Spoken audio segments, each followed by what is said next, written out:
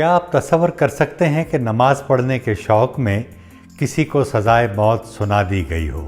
لیکن یہ سچ ہے۔ یہ پہلا کیس تھا جو پاکستان بننے کے بعد داخل ہوا۔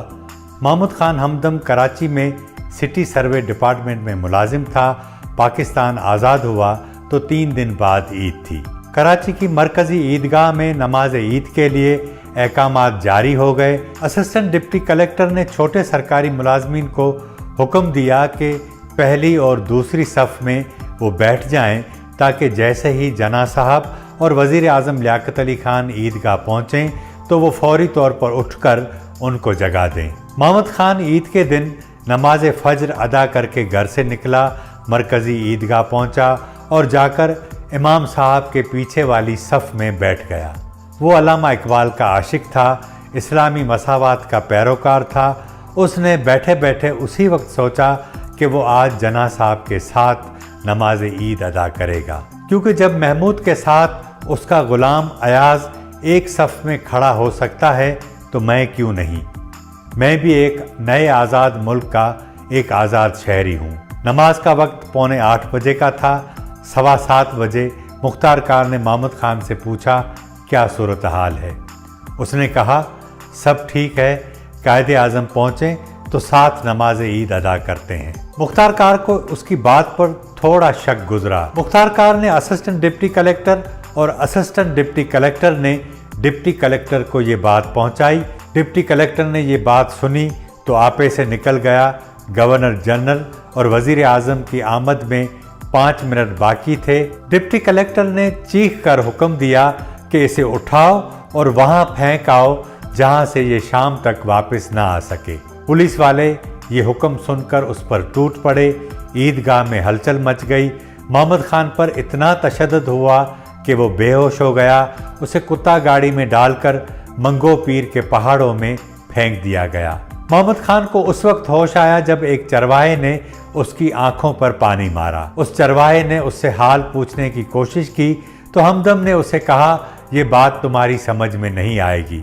چرواہا اسے سہارا دے کر ایک کنویں پر لے گیا۔ چرواہے نے اس کے کپڑے صاف کیے اور پانی پلایا۔ ہمدم نے چرواہے سے کہا کہ وہ اسے بس میں بٹھائے۔ سندھی ادیب محمد موسیٰ جوکھیو نے اپنی آٹو بایوگرافی میں اس کا تفصیل سے ذکر کیا ہے۔ وہ لکھتے ہیں کہ ہمدم جب گھر پہنچا تو اس کی حالت بہت خراب تھی۔ اس نے جاتے ہی اپنی بیوی کو کہا کہ میرے ساتھ جو کچھ ہوا ہے وہ اس وقت نہیں بتا سکتا۔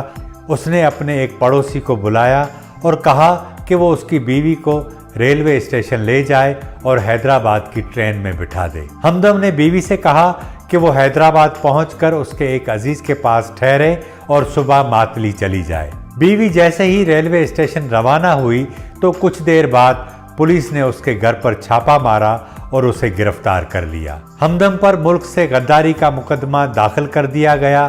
3 سال کیس چلا اور اسے سزائے موت سنا دی گئی۔ اس کے دوستوں نے سزائے موت کے خلاف اپیل داخل کر دی۔ اس دوران حیدرآباد سینٹرل جیل میں راولپنڈی سازش کیس میں فیض احمد فیض اور دیگر کچھ قیدی بھی آ گئے۔ محمود خان کو پتہ چلا تو اس نے جیل کے اندر فیض صاحب سے کسی طریقے سے ملاقات کر کے سارا قصہ ان کو سنا دیا۔ فیض صاحب نے اسے کہا کہ میں کسی اچھے وکیل سے بات کرتا ہوں، لیکن تم مجھے سندھی سکھاؤ، میں مشقتی کے طور پر تمہارا نام دے دیتا ہوں۔ اس کے بعد ہمدم فیض صاحب کی خدمت میں آ گیا۔ فیض صاحب نے اسے اپنے وعدے کے مطابق ایک وکیل دیا۔ نہ صرف سزا ختم ہوئی بلکہ اس کی سرکاری نوکری بھی بحال ہو گئی۔ علامہ اقبال کے شعر کو حقیقت میں بدلنے کا خواب لے کر عیدگاہ سے اٹھایا جانے والا محمود خان ہمدم اس واقعے کے بعد مکمل طور پر تبدیل ہو گیا۔ وہ ایک مذہبی سے ایک کمیونسٹ بن چکا تھا۔ محمود خان ایک دیوانہ تھا، ان لاکھوں لوگوں کی طرح جنہیں یہ گمان تھا کہ وہ ایک آزاد ملک کے آزاد شہری ہیں، لیکن ایسا تھا نہیں۔